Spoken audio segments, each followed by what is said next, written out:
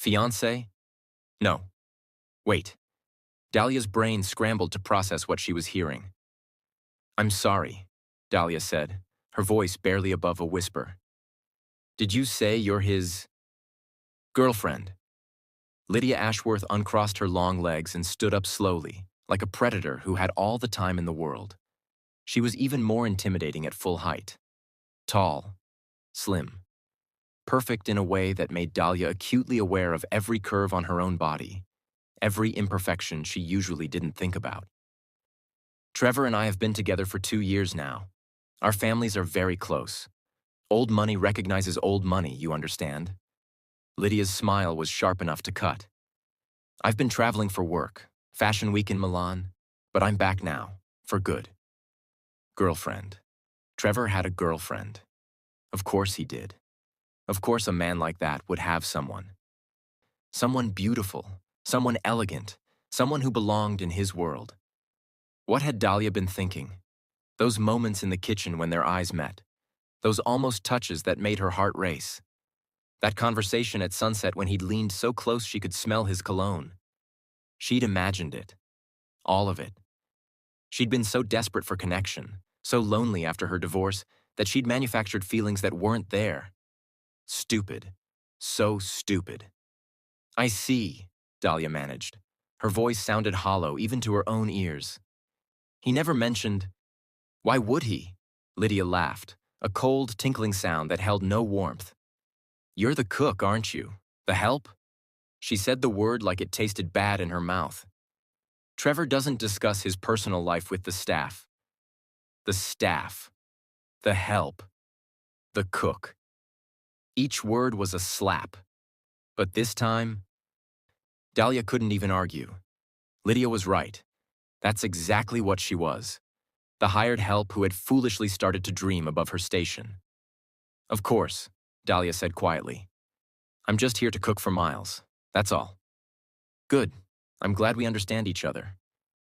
Lydia's eyes swept over Dahlia dismissively, taking in her simple clothes, her bonnet, her flour-dusted apron. Now, since you're here, I could use some tea, chamomile, and make sure it's not too hot. I have sensitive lips. Dahlia blinked. I'm sorry? Tea, chamomile. Lydia spoke slowly, like she was talking to someone who didn't understand English. That is part of your job, isn't it? Serving the household? The audacity. The sheer, breathtaking audacity. But what could Dahlia say? She was the hired cook. And this woman was Trevor's girlfriend. The lady of the house. Essentially. I'll put some water on, Dahlia heard herself say. She turned to the stove, her cheeks burning with humiliation. Behind her, she could hear Lydia settling back onto her stool, could feel those cold eyes watching her every move. This is fine, Dahlia told herself as she filled the kettle. This is actually good. Now you know the truth. Now you can stop being ridiculous. Trevor Bennett was not available. He never had been. Whatever she thought she'd felt between them was nothing but wishful thinking on her part. The kettle started to heat. Dahlia stared at it, willing herself not to cry. Her phone buzzed in her apron pocket. A text from Zora. Zora. Soleil is asking when you're coming home. She wants to show you the drawing she made of Mummy's fancy kitchen. Despite everything, Dahlia felt a small smile tug at her lips. Her daughter. Her sweet, wonderful daughter who had no idea that Mummy's world had just come crashing down. Dahlia, tell her I'll be home by 8. Give her extra kisses for me. Miss Dahlia? Miles came bursting into the kitchen like a small hurricane. His face was lit up with joy, his eyes sparkling, his entire body vibrating with excitement. Miss Dahlia, I heard the car, and I thought maybe it was you, and I was right. He ran straight to her and wrapped his arms around her waist. I missed you so much. Is Soleil coming today? She promised to teach me that clapping game. Dahlia felt some of the tension leave her body. Whatever else was happening, Miles was genuine. His affection was real. That, at least, she hadn't imagined. Not today, sweetheart, but maybe this weekend. If your dad says it's okay. It'll be okay. Dad loves when Soleil comes over. He says she's a delight and that you're raising her right. Miles beamed up at her. Are you hungry? I'm starving. The food Grandma's chef makes is so boring. It's all healthy and gross.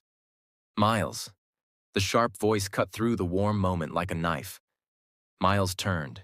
His entire demeanor changed when he saw Lydia. The joy drained from his face, replaced by something guarded, wary. Oh, hi, Lydia. Is that any way to greet your father's girlfriend? Lydia's voice was sweet, but her eyes were hard. Come give me a hug. Miles didn't move. His small body had gone rigid against Dahlia's side. No thank you. Miles, I said no thank you. That's polite, right, Miss Dahlia? Saying no thank you? Dahlia bit back a laugh that would have been entirely inappropriate. Very polite, sweetheart. Lydia's perfect mask slipped for just a moment, fury flashing in those dark eyes before she smoothed it away. We'll work on your manners later, Lydia said coolly. For now, why don't you go play? The adults need to talk. I want to stay with Miss Dahlia. Miss Dahlia has work to do. She's the cook, remember? She doesn't have time to play with you. Something in Dahlia snapped. Actually, she said, keeping her voice carefully pleasant, my job is to cook for Miles, and part of that means making sure he's comfortable and happy during mealtimes. He can stay in the kitchen with me if he wants. Lydia's eyes narrowed. For a moment, the two women stared at each other, a silent battle of wills. Fine, Lydia finally said. Let him stay, but I still want my tea. Chamomile. Don't forget. I haven't forgotten. Dahlia turned back to the stove, one hand resting protectively on Miles's shoulder. She could feel the little boy relax against her side. I don't like her, Miles whispered, quiet enough that only Dahlia could hear. Shh, Dahlia whispered back. Be polite. But she's mean. She's always mean. She pretends to be nice when Dad's around, but when he's not, he shook his head. She told me once that I was in the way of her and Dad being happy. Dahlia's heart ached for this child. What kind of woman said that to a 7-year-old? Just stay close to me, okay? We'll make dinner together. Miles nodded, his small hand finding hers and squeezing tight. The next hour was uncomfortable, to say the least. Lydia sat at the kitchen island, scrolling through her phone, occasionally making snide comments about the rustic cooking style Dahlia employed. When Dahlia made Miles a small snack to tide him over until dinner, Lydia remarked that children shouldn't eat between meals. It ruins their appetite and makes them chunky. When Miles laughed at something Dahlia said, Lydia pointedly sighed and muttered about noise levels. But the worst part was how natural it felt to be in this kitchen. How right it felt to have Miles at her side, stirring pots and taste-testing sauces. How easily she could imagine doing this every day. And how wrong all of that was. Because this wasn't her kitchen, this wasn't her family, and the man who owned all of it belonged to someone else. Stop it, Dahlia commanded herself. Stop imagining things that aren't real. She was so lost in her own thoughts that she didn't hear the footsteps approaching, didn't realize anyone else had entered the kitchen until something smells incredible. Trevor's voice. Dahlia's traitorous heart leaped in her chest. She hated herself for it. She turned, keeping her expression carefully neutral. Trevor stood in the kitchen doorway, still in his work clothes, charcoal slacks and a white button-down, the sleeves rolled up to reveal those muscular forearms. His bald head gleamed in the kitchen lights. His dark eyes scanned the room, taking in Lydia at the island, Miles at Dahlia's side, and finally, her. When his gaze landed on Dahlia, something shifted in his expression. Something warm. Something that looked almost like relief. She imagined it. She had to have imagined it. Dad! Miles abandoned the wooden spoon he'd been holding and ran to his father. We're making her special braised chicken and it smells so good. And guess what? Soleil might come this weekend. Is that so? Trevor scooped his son up easily, settling the boy on his hip. But his eyes stayed on Dahlia. You're becoming quite the little chef. Miss Dahlia says I'm a natural. Miles beamed with pride. She says I have good instincts, like a real cook. Did she now? Why did he have to look at her like that? Like she was something special? Like she mattered? He's a quick learner, Dahlia said, looking away. The chicken will be ready in about 20 minutes. Wonderful. Trevor set Miles down, but before he could say anything else, Lydia rose from her stool and crossed to him. She slid her arms around his neck and pressed a lingering kiss to his cheek. There you are, baby. I've been waiting for hours. Dahlia turned back to the stove. She didn't need to see this. Didn't want to see this. I had meetings, Trevor said. His voice sounded stiff. I didn't know you were coming back today. Surprise! Lydia's voice was saccharine sweet. I finished Milan early. Couldn't wait to see you. I've missed you so much, baby. There was a pause. Then Trevor said, Lydia, can we talk in my office? Why? What's wrong with talking here? Because I'd prefer some privacy. From the help? Lydia's voice dripped with false innocence. I'm sure the cook doesn't care about our personal conversations. She's too busy with her pots and pans. Dahlia's grip tightened on the wooden spoon so hard she thought it might snap. Her name is Dahlia, Trevor said quietly, and she deserves your respect. Silence. Dahlia risked a glance over her shoulder. Lydia's face had gone hard. Trevor's expression was unreadable, but there was something in his eyes. Something that looked almost like defiance? Of course, Lydia said finally, her voice icy. My apologies, Dahlia. I didn't mean to offend. It was the least sincere apology Dahlia had ever heard. No offense taken, she lied. Lydia, office, now. Trevor's voice left no room for argument. Lydia's smile was brittle as she followed him out of the kitchen.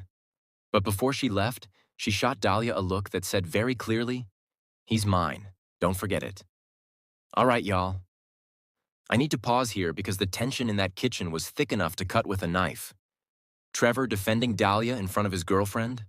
The way he looked at her when he walked in? Something is happening here. If you're already feeling the chemistry between these two, comment, I see the sparks, and let's see how many of us are picking up on what's building.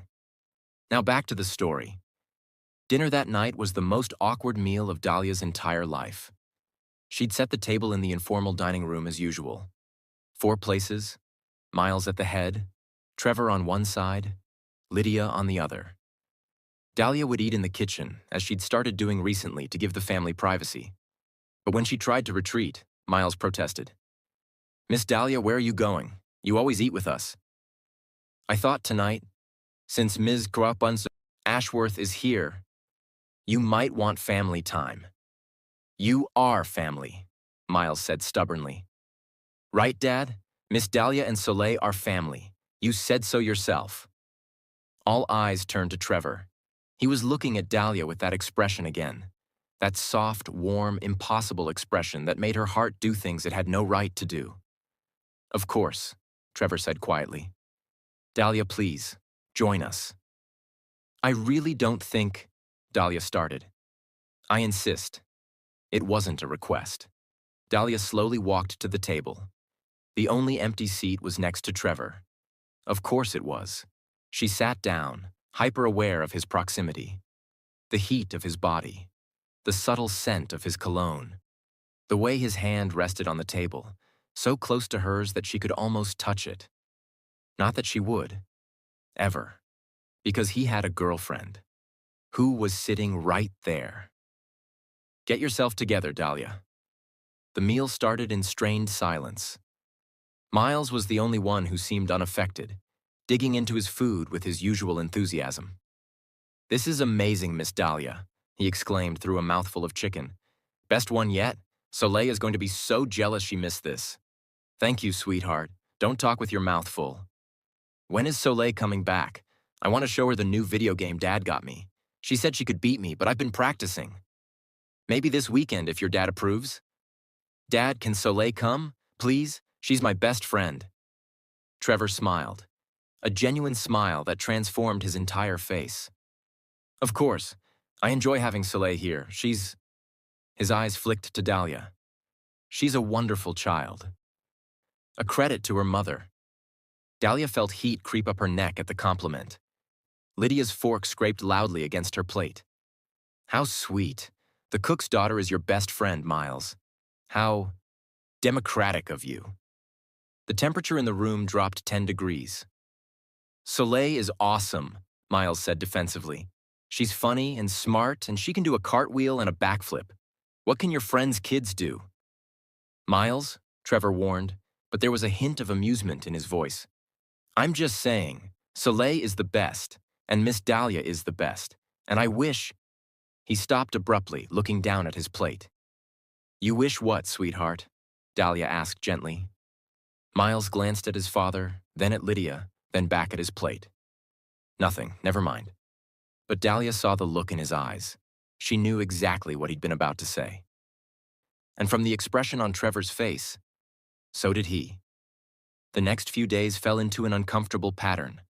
Dahlia went to the Bennett estate 3 times a week, just as agreed. She cooked for Miles. She did her job.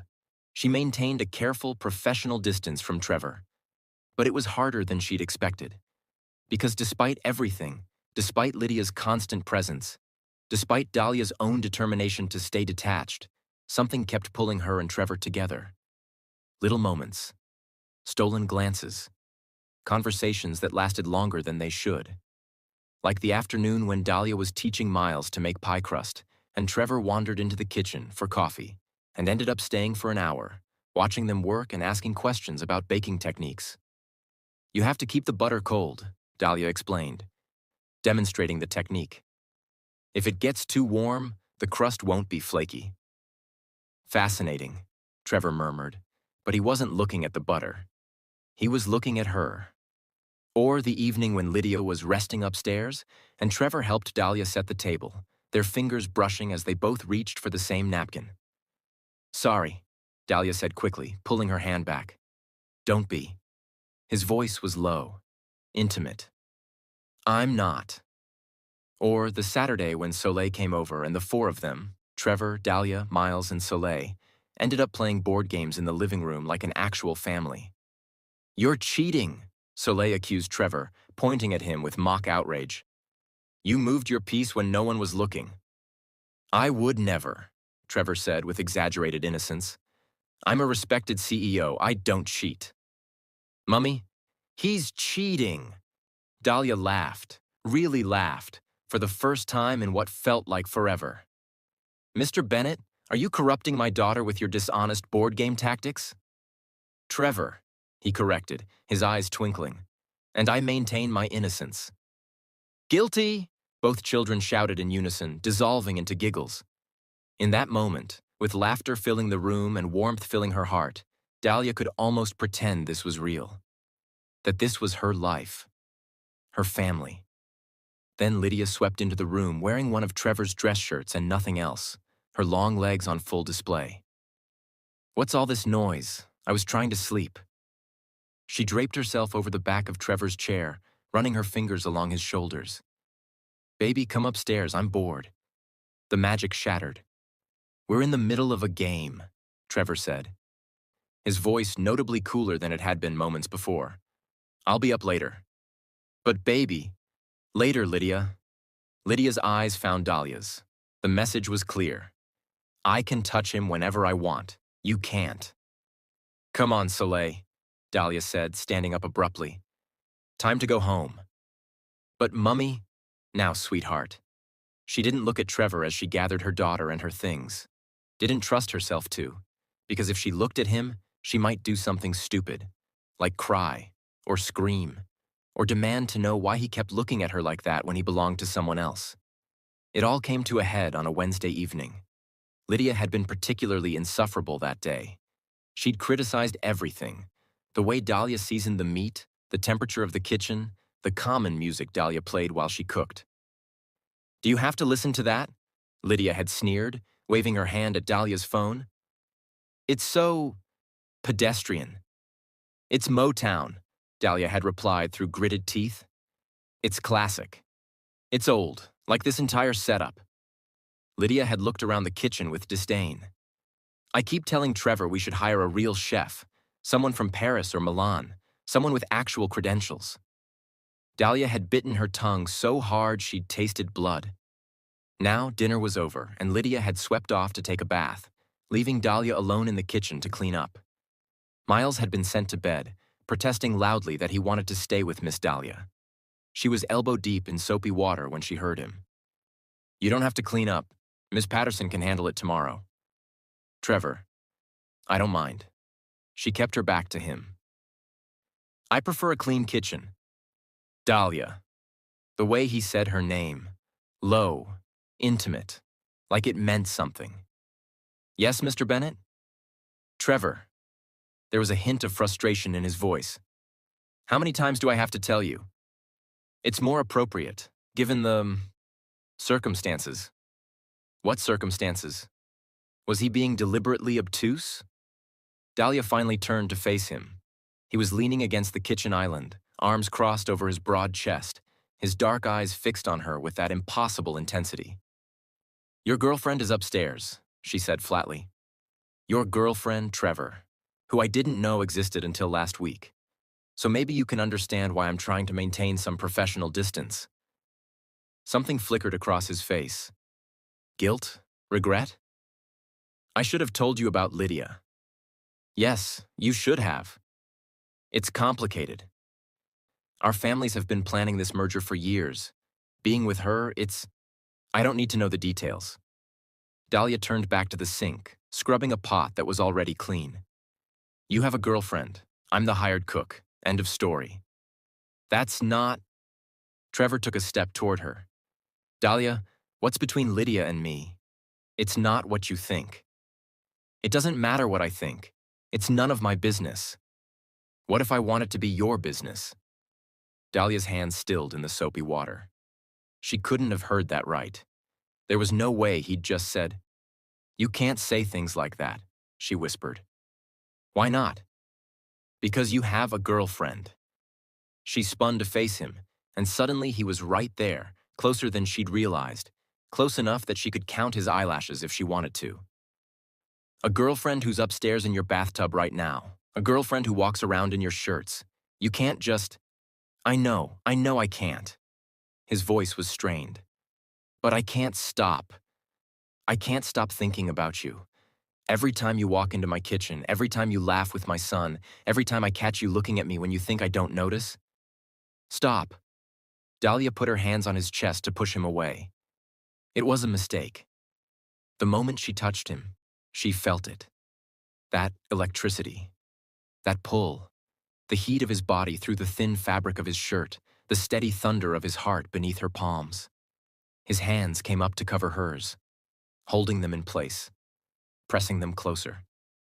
"Tell me you don't feel this," he said, his voice rough. "Tell me you don't feel what's between us.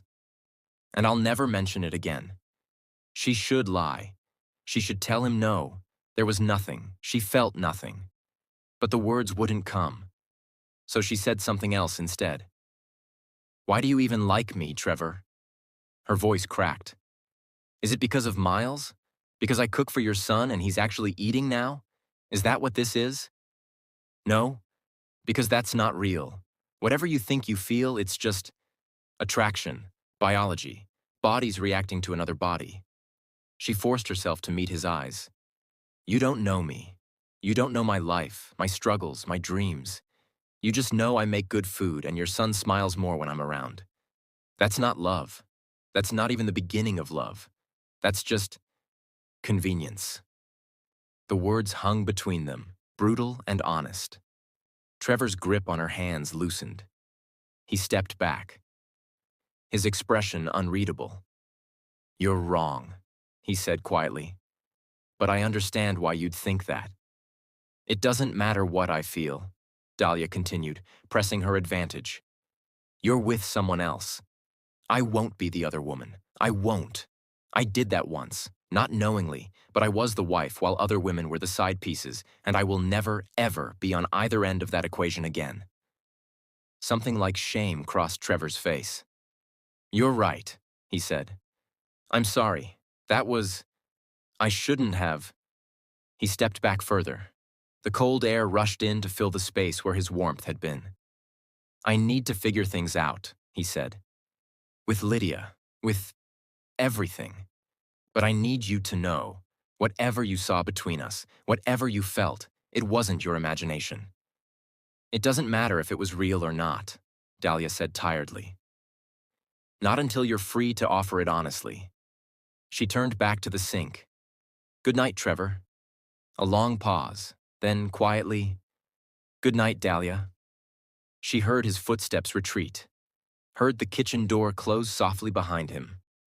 And finally, alone in the silence, she let herself cry. Okay, family, that scene just broke me. If you're proud of her for holding her ground, even when her heart was breaking, comment, Dahlia deserves better. And trust me, you're going to want to subscribe because things are about to get so much more complicated. Now let's see what Lydia does next. The next week was a masterclass in restraint. Trevor kept his distance just as Dahlia had demanded. He was polite, professional. He asked about Miles's eating habits and Soleil's weekend visit and whether Dahlia needed any special ingredients. But he didn't linger in the kitchen anymore, didn't find excuses to be wherever she was, didn't look at her with those intense dark eyes that made her forget her own name. It should have been a relief. Instead, it felt like loss. Lydia, meanwhile, had apparently decided that Dahlia was no longer a threat. She drafted a menu of what she wanted Dahlia to cook every week, and practically sunk it into Dahlia's head that no form of seafood was accepted because she was highly allergic. She paraded around the house in Trevor's clothes, dropped casual references to their romantic evenings, and made sure to kiss him, long and lingering, whenever Dahlia was in the room. We're thinking of redecorating the master suite, Lydia announced one evening at dinner. Something more modern. I've always hated those old curtains. Trevor said nothing. Just kept eating. And I was thinking for the wedding, we could do it at the family estate in the Hamptons. Summer would be perfect. What do you think, baby? Dahlia nearly choked on her water. Wedding? We haven't discussed a wedding, Trevor said flatly. But we will. Soon. Lydia smiled sweetly. Our families have been planning this for years. It's just a matter of setting the date. Dahlia excused herself from the table. She couldn't listen to this. Couldn't sit there and hear about wedding plans while her heart cracked a little more with every word. In the kitchen, she leaned against the counter and focused on breathing. This was good, she told herself. This was reality. Trevor and Lydia would get married. It was practically a business merger. And Dahlia would continue to cook for Miles until the arrangement ended. And then she'd go back to her food truck full-time, and she'd forget all about dark eyes and almost touches and moments that never quite happened. She would. She had to. The breaking point came on a Friday. Dahlia had prepared an elaborate dinner. Lydia's parents were visiting, some kind of family summit to discuss the Bennett-Ashworth partnership. Dahlia had outdone herself, a 5-course meal that showcased every skill she had. The evening started well. Lydia's parents were old money through and through, stiff and formal, but politely complimentary about the food. Trevor's mother, Eleanor, had flown in as well, a formidable woman with the same intense eyes as her son. This is exceptional, Eleanor said after the first course. Trevor, where did you find this chef? She found me, actually, Trevor said. Her food truck was near Miles's tutoring center. He wandered over one day and she fed him for free. Took care of him until I could get there. Eleanor's eyebrows rose. Is that so? It was nothing, Dahlia said quickly from her position near the kitchen door. Any decent person would have done the same. Not any decent person. A special person. Trevor's eyes met hers briefly, then slid away. Dahlia is special. Under the table, Dahlia saw Lydia's hand clench into a fist. The dinner continued. More courses, more wine, more polite conversation about mergers and business deals and the bright future of the Bennett-Ashworth Union. Then it happened. Dahlia had just served the main course, a beautiful herb-crusted lamb with roasted vegetables, when Lydia suddenly clutched her throat. I can't breathe. Her face had gone red. She was gasping, clawing at her neck. Lydia, her mother screamed. Chaos erupted. Trevor was on his feet. Lydia's father was shouting for someone to call 911. Eleanor was backing away from the table with wide eyes. "My EpiPen," Lydia gasped. "In my purse?" Her father fumbled with the bag, found the pen, jabbed it into her thigh. Slowly, Lydia's breathing eased. The redness faded. She slumped back in her chair, tears streaming down her face. "What happened?" Trevor demanded. "Lydia, are you allergic to something?" "Shellfish," Lydia whispered. "I'm severely allergic to shellfish. I've told Dahlia several times. And I think there was shrimp in that sauce." She pointed a shaking finger at the lamb on her plate. "She tried to kill me." Every eye in the room turned to Dahlia. "What? No." Dahlia's heart was pounding. "There's no shellfish in that sauce. It's a red wine reduction with herbs. I would never—" "Then explain this." Lydia's father strode to the kitchen and returned with a small bottle. "Shrimp paste." Found it right next to her workspace. Dahlia stared at the bottle.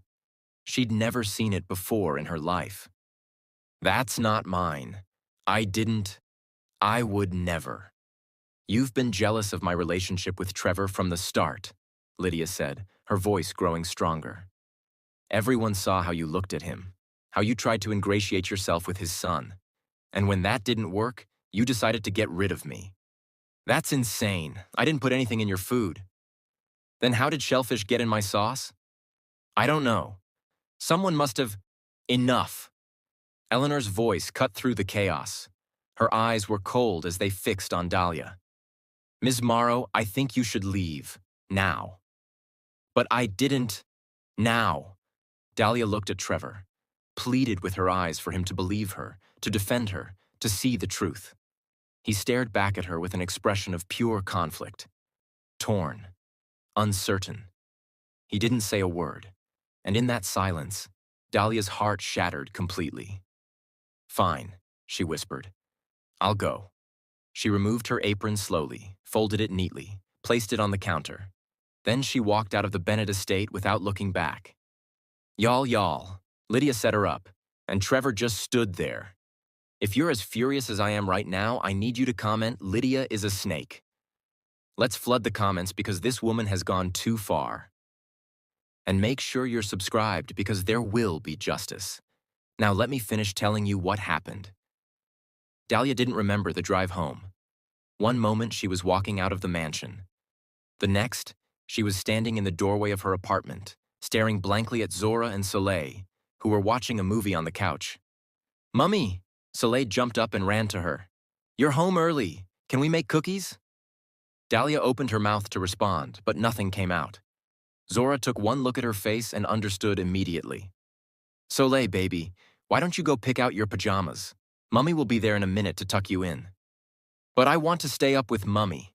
"Pajamas? Now, go on." Something in Zora's tone made Soleil obey without further argument. The moment the bedroom door closed, Zora was at Dahlia's side. "What happened?" And Dahlia told her. Everything. The dinner, the allergic reaction, the accusation, the shrimp paste that appeared from nowhere, Trevor's silence. By the end, she was crying so hard she could barely breathe. "She set me up, Zora. She put something in her own food and blamed me. And he just stood there. He didn't defend me. He didn't say anything." Zora held her tight, stroking her hair. "That evil, conniving. I can't even say what I want to say because Soleil might hear. But you know she did this, right? You know it wasn't your fault." "It doesn't matter what I know. His family thinks I tried to kill his girlfriend. He didn't stop them from throwing me out." Dahlia pulled back, wiping her eyes. "It's over, Zora. I'm done. I'll go back to the food truck full time." "I never should have left it in the first place." "Dahlia? No, I mean it. I let myself get caught up in a fantasy that was never mine to have. A billionaire? A mansion? A ready-made family?" She laughed bitterly. "That was never my story. My story is a food truck on 32nd and Lombard and a tiny apartment and working every day to build something real. Something nobody can take away from me." Zora was quiet for a moment. Then she said, "And what about Trevor? What if he calls?" Dahlia's phone was already buzzing. Trevor's name flashing on the screen. She hit decline. He can call all he wants. I'm not answering. I'm done being someone's dirty secret, someone's employee, someone's scapegoat. She squared her shoulders. I'm done. The phone buzzed again. She turned it off. Now, if you'll excuse me, I have a daughter to tuck in, and tomorrow I have a food truck to run. She walked to the bedroom without looking back.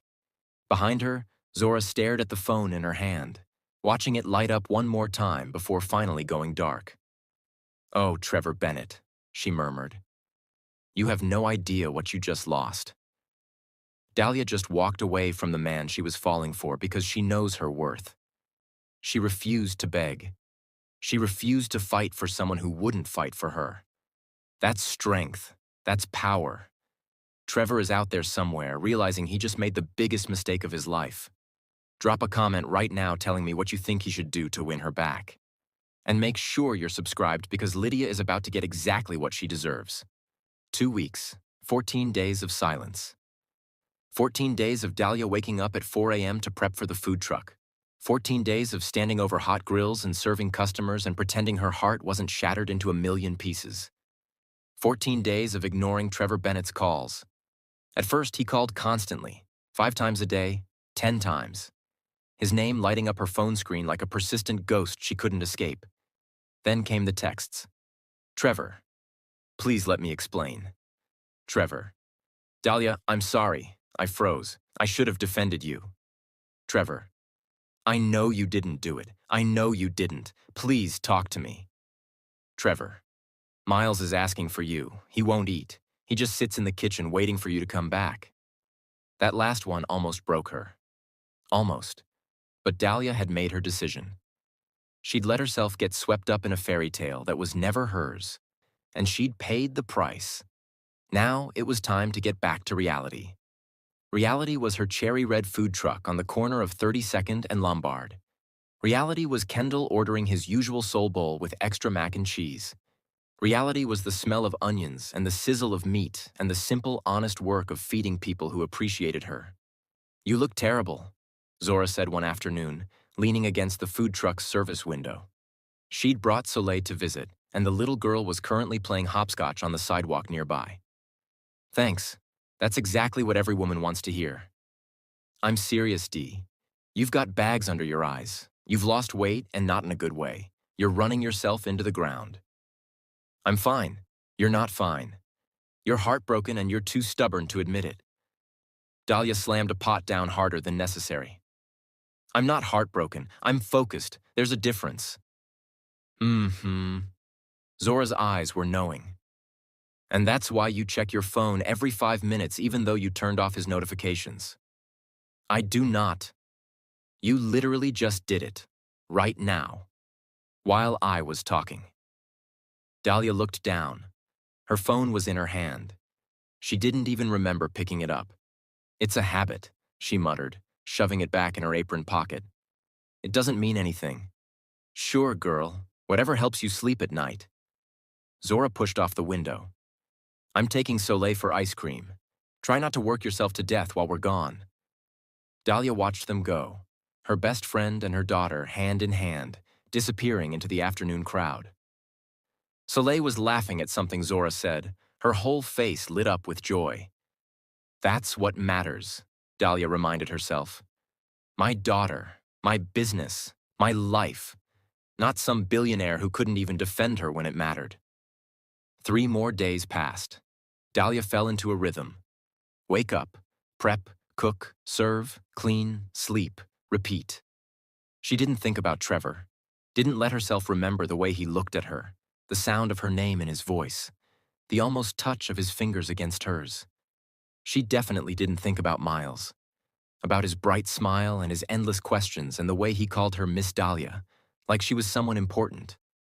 She didn't think about any of it, except when she did, which was constantly. It was Thursday evening when everything changed.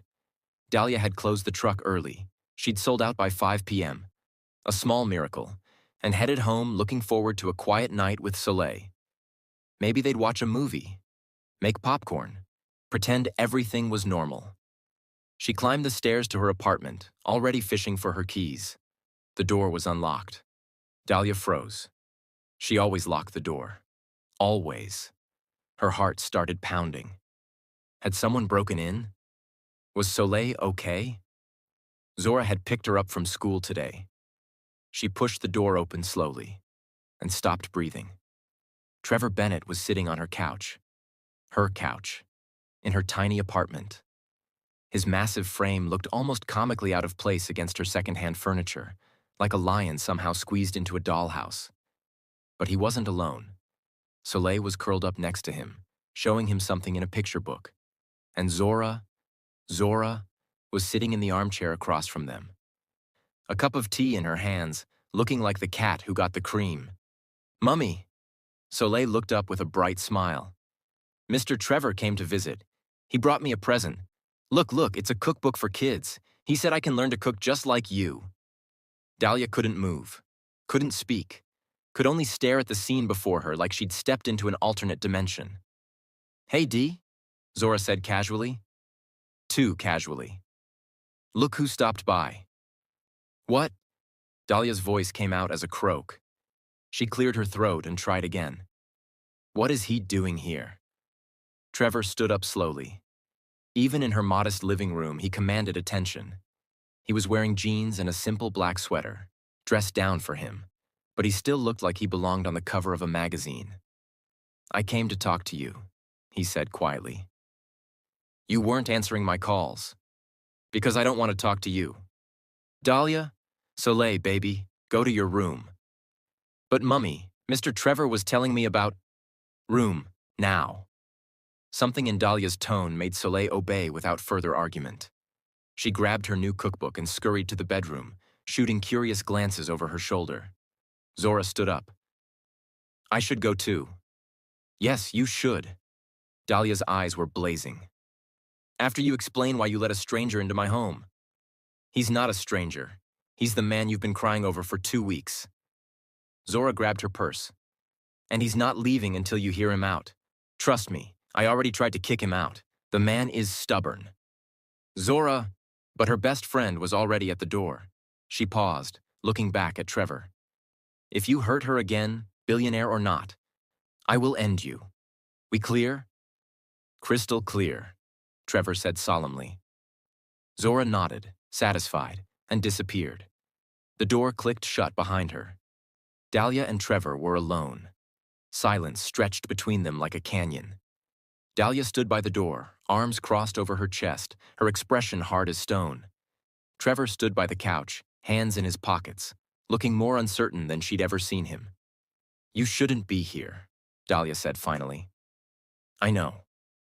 I don't want to see you. I know that too." "Then why?" "Because I couldn't stay away." His voice cracked slightly. "Because every day without you feels wrong. Because my son hasn't smiled in 2 weeks. Because I made the biggest mistake of my life when I let you walk out of my house, and I can't just accept that it's over." Dahlia felt her resolve wavering. She hardened her heart against it. "You stood there and let them accuse me of trying to kill your girlfriend. You didn't say a word." "I know, and I will regret that for the rest of my life." Trevor took a step toward her. I froze, Dahlia. There was so much happening at once. Lydia gasping, her parents screaming, my mother giving orders, and I froze. By the time I processed what was actually happening, you were already gone. "That's not good enough." "You're right, it's not." Another step.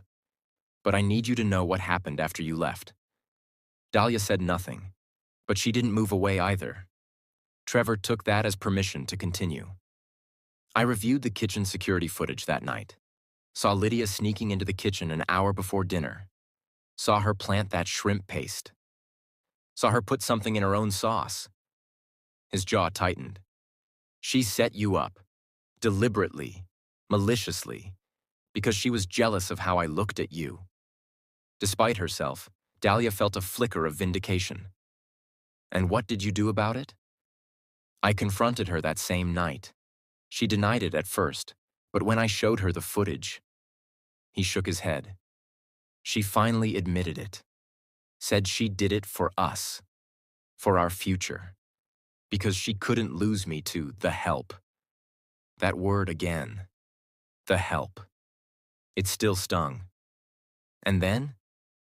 I ended it, completely. Told her to get out of my house and never come back. Told both our families that the merger was off, the relationship was over, and if anyone had a problem with that, they could take it up with me directly. Dahlia stared at him. You ended a business deal worth, what, millions of dollars? Billions, actually. Trevor shrugged like it was nothing. But I don't care. Lydia was never right for me. I knew it from the start. I was with her because it was expected, because it was convenient, because after my wife died, I didn't think I deserved anything real. His eyes found hers, dark and intense and painfully vulnerable. And then I met you. If you're feeling the emotions as hard as I am, drop a comment saying, Trevor is winning me over, because this man is saying all the right things. But is it enough? Let's find out. Dahlia's heart was pounding so hard she could feel it in her throat. Trevor, let me finish, please. He took another step, closing the distance between them until he was close enough to touch. After you left, I had a lot of time to think. About Lydia, about my son, about you. And I asked myself a question. What question? I asked myself, if Miles wasn't obsessed with Dahlia's cooking, would I still feel this way about her? If she'd never fed my son, never stepped foot in my kitchen, never become part of our lives, would I still be standing here feeling like my chest has been hollowed out because she won't talk to me? Dahlia couldn't breathe. And what was the answer? Yes. The word came out fierce, certain. 1,000 times yes. I would still want you. I would still think about you constantly. I would still feel like the luckiest man alive every time you smiled at me. He reached out and gently took her hand. It was never about the cooking, Dahlia. It was always about you. Your kindness, your strength, your heart. The cooking was just how I found you. But you're why I stayed. Tears were blurring Dahlia's vision. She blinked them back furiously. You hurt me, Trevor. You let them throw me out like I was nothing. I know, and I'm sorry. I'm so sorry. His thumb traced circles on her palm. But I'm here now. I'm fighting for you now, and I will keep fighting until you believe me. What about Miles? At the mention of his son, Trevor's expression softened. He misses you. So much. He reached into his pocket and pulled out his phone. I want you to hear something. He pressed play. Miles's voice filled the room, small and sad and achingly sincere. Miss Dahlia, if you're listening to this, I want you to know that I don't care if you ever cook for me again. You can take a break forever. I'll eat takeout. I'll eat Grandma's gross healthy food. I'll eat anything. I just miss you. And I miss Soleil. She was the best friend I ever had. A sniffle. Please come back. Not for the cooking. Just come back, please. The recording ended. Dahlia's tears were falling freely now. He recorded that himself, Trevor said quietly. Found my phone and figured out how to use the voice memo. I didn't even know until I heard it playing back. That sweet boy. He loves you, Dahlia. And so do I. The words hung in the air. Dahlia looked up at Trevor, this impossible man who had turned her life upside down. This billionaire who had sat in her tiny apartment and played with her daughter and listened to her best friend's threats without flinching. I need time, she whispered. This is all happening so fast and I can't just fall back into this without knowing it's real. Without knowing you're not going to disappear when things get hard. I'm not going anywhere. You say that now. I'll say it forever. Trevor lifted her hand and pressed a kiss to her knuckles. The gesture was so gentle, so reverent, that it made her heart ache. Take all the time you need. I'll wait, however long it takes. And then he was gone. Dahlia stood in her living room for a long time after, staring at the door, her hand still tingling where his lips had touched it. Sleep didn't come easy that night. Dahlia lay in bed, staring at the ceiling, replaying every word Trevor had said. He loved her. He'd actually said he loved her. A billionaire CEO had sat in her secondhand living room and declared his love like something out of a romance novel.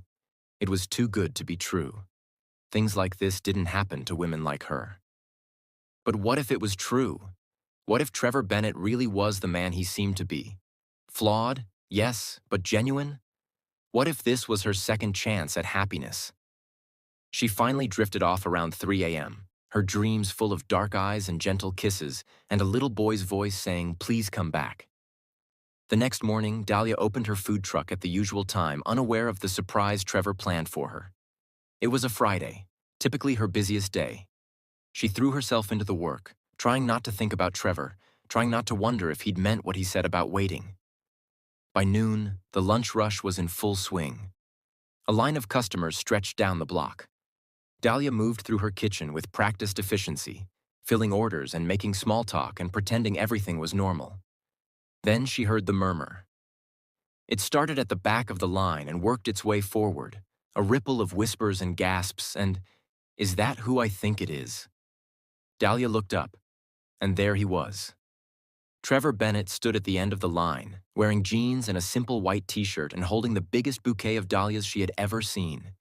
Pink and purple and orange and red, an explosion of color that made everyone around him stare. But that wasn't the craziest part. The craziest part was the apron. He was wearing a bright pink apron that said "Kiss the Cook" in sparkly letters. It was clearly meant for someone half his size, the strings barely tied around his muscular frame. And he looked absolutely ridiculous. And absolutely perfect. Dahlia's jaw dropped. Is that Trevor Bennett?" Someone in line whispered. "The Trevor Bennett? The billionaire? Oh my God, he's even hotter in person. Look at those arms." The women in line were practically swooning. A few had already pulled out their phones to take pictures. Trevor, for his part, seemed completely unbothered. He waited patiently as the line moved forward, clutching his flowers like a nervous teenager on a first date. "What are you doing?" Dahlia hissed when he finally reached the window. "Waiting in line. That's how this works, right?" His dark eyes twinkled with amusement. "I'd like a soul bowl, please. Extra mac and cheese." "Trevor, what are you doing here? You were supposed to give me time. Space." "I'm sorry. I just couldn't wait one more day before I could see your face. Besides, I came because I'd like to apply for a job." "A job? I hear you're short-staffed." "I'm here to help." He gestured at his ridiculous apron. "I even came prepared." Dahlia didn't know whether to laugh or cry. "You cannot work at my food truck." "Why not?" "Because you're a billionaire. You have a company to run, meetings to attend, important people to impress." "I called in sick." "You called in," Dahlia sputtered. "You can't call in sick. You're the CEO." "I can do whatever I want. That's the beauty of being the boss." Trevor held out the flowers. "These are for you, by the way. Dahlia's for Dahlia. I thought it was poetic." Despite everything, a laugh bubbled up from Dahlia's chest. This man. This ridiculous, impossible, wonderful man. "You're insane?" "Probably, but I'm also very motivated." He ducked around the side of the truck toward the service entrance. "Now where do you need me?" "I'm a fast learner." "Trevor, I can't afford to pay you." He paused at the entrance, looking at her with those dark, intense eyes that always made her forget how to breathe. "I don't want your money, Dahlia." "Then what do you want?" "A date." The word hung in the air between them. "One date," Trevor continued. "That's all I'm asking. Let me take you to dinner, a real dinner, just the two of us." He smiled, that devastating smile that transformed his entire face. "And maybe, if it goes well, you'll let me apply for a permanent position." "A permanent position as what? My line cook?" "As your partner, in everything." Dahlia stared at him. This wasn't supposed to happen. She was supposed to have time to think, to process, to carefully weigh her options and make a sensible decision. Instead, Trevor Bennett was standing in front of her food truck, looking like a ridiculous dream in his too small apron, offering her everything she'd ever wanted. "You're serious?" she said. "You actually want to work in my food truck?" "I want to be wherever you are." He shrugged. "If that means serving soul bowls, I'm in." "You don't even know how to cook." "So teach me. You taught Miles. You can teach me too." "Miles is 7. He's trainable. She gestured vaguely at all of him. "You're you. Is that a problem?" "It's distracting is what it is." Trevor's smile widened. "Distracting how?" Heat crept up Dahlia's neck. She refused to answer that. Behind Trevor, the line was getting longer. The lunch rush was in full swing, and here she was, having a romantic standoff with a billionaire. "Fine," she heard herself say. "You want to help? Get in here. But you do what I say, when I say it. No arguing." "Yes, ma'am." "And stop smiling like that. It's unsettling." "I make no promises." He ducked into the truck, and suddenly the space felt 10 times smaller. His presence filled every corner, his cologne mixing with the smell of cooking meat, his shoulder brushing against hers as he squeezed past. "Where do I start?" he asked. "You can—" Dahlia's brain short-circuited momentarily. "You can take orders. Just write down what people want and hand the tickets to me." "I can do that."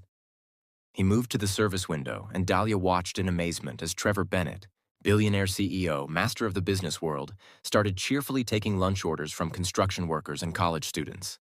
"Hi, welcome to Dahlia's Soul Kitchen. What can I get you?" The customer, a young woman who'd clearly recognized him, stared with her mouth open. You're Trevor Bennett." "Last time I checked, yes." Why are you—" "I'm helping out today. So, what would you like?"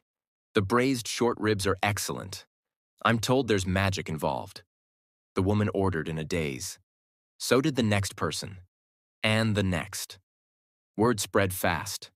Within 20 minutes, the line had doubled. People were coming from blocks away, drawn by the rumor that a billionaire was working at a food truck on 32nd and Lombard. "This is your fault," Dahlia muttered, scrambling to keep up with orders. "We're going to run out of food. Then we'll close early, and you can take that break you obviously need." Trevor handed her another ticket. "You're beautiful when you're flustered. By the way, I am not flustered. Your cheeks are pink. It's the heat from the grill. If you say so." Dahlia wanted to throw a spatula at his head. She also wanted to kiss him. The two urges were at war inside her, and neither was winning. The lunch rush continued. Trevor proved surprisingly competent, taking orders, making change, charming customers with that easy smile that made women swoon and men want to be his friend. By 2 p.m., they had sold out completely. Dahlia collapsed against the counter, exhausted but exhilarated. She'd made more money today than she usually made in a week. "So," Trevor said, leaning against the opposite counter, "about that date. Are you always this persistent?" "When I want something badly enough, yes." Their eyes met. The air between them crackled with tension. "One date," Dahlia said finally. "One. And if you're weird or boring or secretly terrible, I reserve the right to never speak to you again." Trevor's smile was blinding. "Deal. And you're washing these dishes before you go." "Absolutely." He moved toward the sink, and Dahlia stopped him with a hand on his arm. "Trevor." He turned. "Thank you, for today, for the flowers, for being ridiculous." She swallowed hard. "For not giving up on me." His expression softened. He lifted his hand and gently tucked a stray curl behind her ear, a gesture that was becoming familiar, becoming theirs. "I told you," he said quietly. "I'm not going anywhere, however long it takes."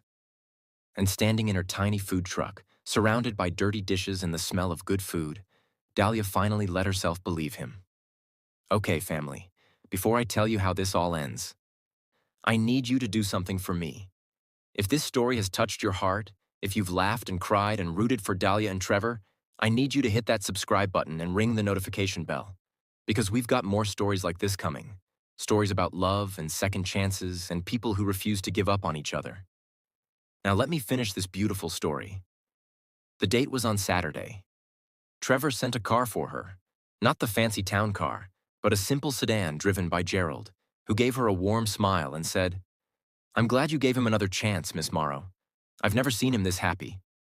They went to a small Italian restaurant in a part of the city Dahlia had never explored.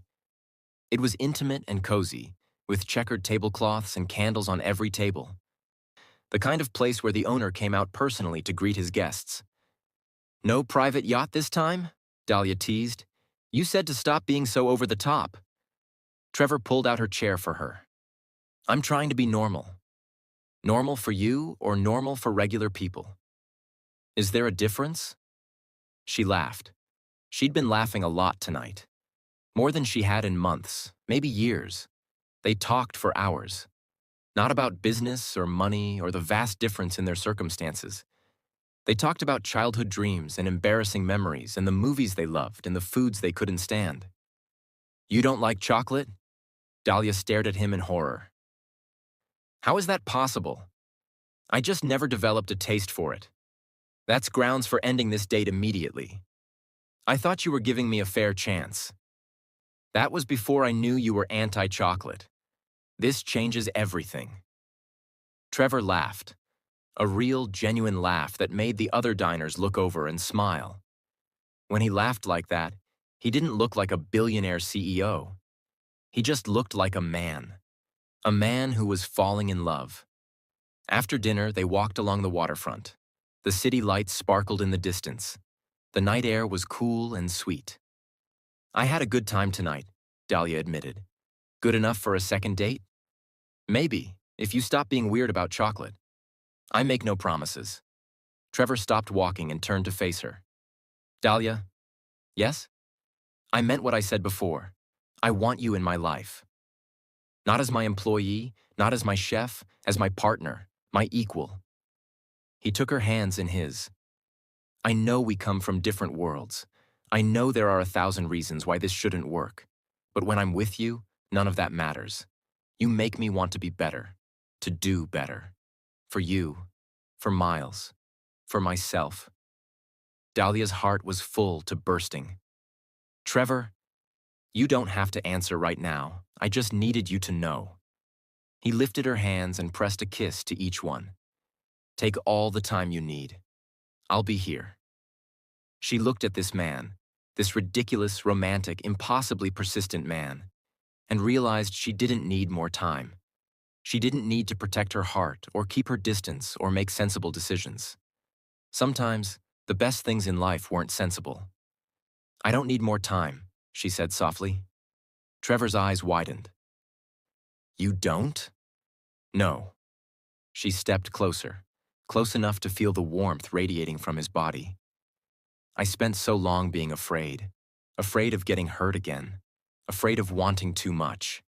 But you—" She looked up at him, her dark honey eyes meeting his midnight ones. "You make me want to be brave. Dahlia. So yes, to the second date, to the third, to however many you want." Her voice trembled slightly. "To being your partner, your equal, your—" She didn't get to finish. Trevor kissed her, not soft and gentle like before. This kiss was hungry, desperate. The kiss of a man who had been holding back for too long and finally had permission to let go. Dahlia melted into him, her fingers gripping the front of his shirt, her body pressed against his. He kissed her like she was oxygen, like she was the only thing keeping him alive. When they finally broke apart, both gasping for air, Trevor rested his forehead against hers. "Move in with me," he said. "What?" "Move in with me, you and Soleil, into the estate." He pulled back slightly to look into her eyes. "Miles has been talking about it nonstop. How Soleil could have the room next to his. How you could cook in the big kitchen every day. How we could be a real family. A real family." The words made Dahlia's eyes sting with tears. That's a big step." "I know. But I'm tired of half measures. I'm tired of pretending I don't want everything with you." His hands cupped her face gently. I love you, Dahlia. I love your daughter. I love the way you've brought light back into my son's life and mine. And I want to wake up to you every morning for the rest of my life. A tear slipped down Dahlia's cheek. You're not going to propose, are you? Because we've only been on one date. Not yet. Trevor laughed softly. I'm persistent, not insane. But eventually, absolutely. You're going to marry me, Dahlia Morrow. I'm putting that on the record right now. Oh, you're so confident about that? I am, because I know a good thing when I see it. He wiped the tear from her cheek with his thumb. And you, my love, are the best thing that's ever happened to me. Dahlia laughed through her tears. You're impossible. Impossibly in love with you. He kissed her forehead. So what do you say? Will you move in with me? She thought about her tiny apartment, her cramped kitchen, the years of struggling to make ends meet, of working herself to exhaustion, of putting on a brave face for Soleil while her heart was breaking. Then she thought about the Bennett estate, the enormous kitchen, Miles's bright smile, Trevor's arms around her. Yes, she whispered. Yes. 3 months later, Dahlia stood in the kitchen of the Bennett estate, watching chaos unfold around her with a smile on her face. Soleil and Miles were helping make cookies, which mostly meant stealing chocolate chips and getting flour everywhere. Zora was sitting at the island with a glass of wine, providing commentary on their technique. Trevor was attempting to follow Dahlia's instructions for the cookie dough, but kept getting distracted by kissing the back of her neck when he thought the kids weren't looking. Daddy, stop being gross, Miles complained. I'm not being gross. I'm showing appreciation for the chef. You're being gross, Soleil giggled. My mummy says kissing is only gross when you're 7. When you're grown up, it's romantic. Your mummy is very wise, Trevor said solemnly. Dahlia elbowed him in the ribs. Your mummy is also trying to make cookies, and your daddy is being a distraction. I prefer delightful addition to the cooking process. You've added nothing. You ate half the chocolate chips. Quality control. Zora snorted into her wine. You two are disgusting, perfectly, adorably disgusting. Dahlia looked around the kitchen, at her daughter and her soon-to-be stepson covered in flour, at her best friend making herself comfortable, at the man she loved wrapping his arms around her waist like he never wanted to let go. This was her life now. Chaos and laughter and love, filling every corner of a house that had been too quiet for too long. I love you, she said to Trevor, quietly enough that only he could hear. I love you too. He pressed a kiss to her temple.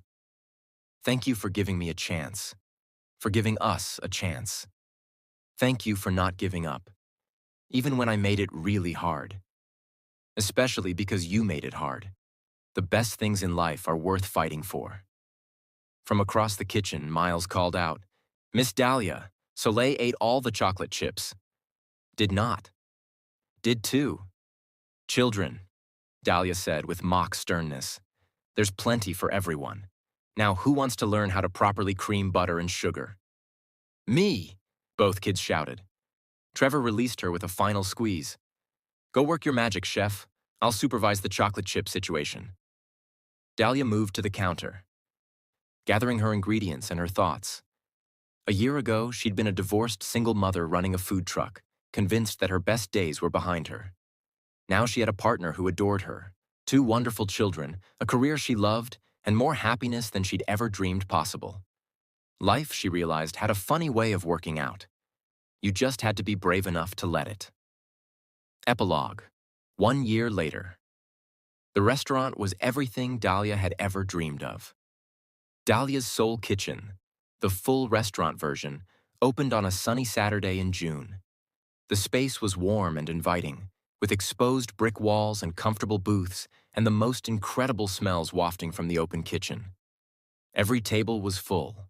There was a line out the door. Food critics and regular customers alike were raving about the braised short ribs and the honey bourbon sauce and the fried chicken that tasted like coming home. Trevor stood in the corner, watching his wife work the room with ease and grace. His wife. They'd gotten married 3 months ago in a small ceremony at the estate, with Miles as the ring bearer and Soleil as the flower girl and Zora crying happy tears in the front row. She's something, isn't she? Zora appeared at his elbow, a glass of champagne in hand. She's everything. You know, when you first showed up at her food truck, I thought you were going to be trouble. And now? Zora smiled.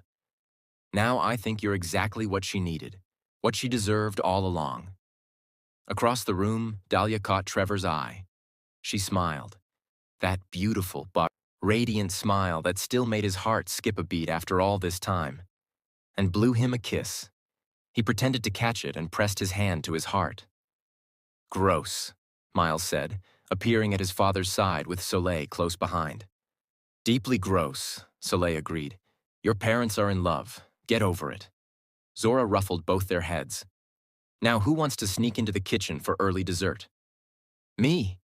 The kids ran off with Zora, leaving Trevor alone to watch the woman he loved. Dahlia Morrow Bennett. Chef, mother, wife. The kindest person he'd ever known. She'd given his son back his appetite. She'd given his house back its warmth. She'd given his heart back its hope. And all because, one ordinary day, she'd looked at a lost little boy and decided to show him kindness. That was the thing about love, Trevor thought. It didn't always come in the packages you expected. Sometimes it came in the form of a single mom with a food truck and a heart bigger than she knew. Sometimes it came in a bowl of soul food, offered for free.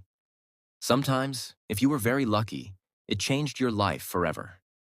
Family. This story taught us something powerful. Dahlia fed a lost, hungry child without expecting anything in return. And that single act of generosity changed both their lives forever. You never know who's watching. You never know how one small kindness might ripple out into something beautiful. So be kind. Be authentic. Be brave enough to love, even when it's scary. Because sometimes, the best things in life come from the moments when you simply choose to show up and be good to someone else. Thank you for being part of this journey with me. Don't forget to subscribe if you haven't already, and share this video with someone who needs to believe in love again. Until next time, BGT family. Stay blessed, stay kind, and I'll see you in the next story.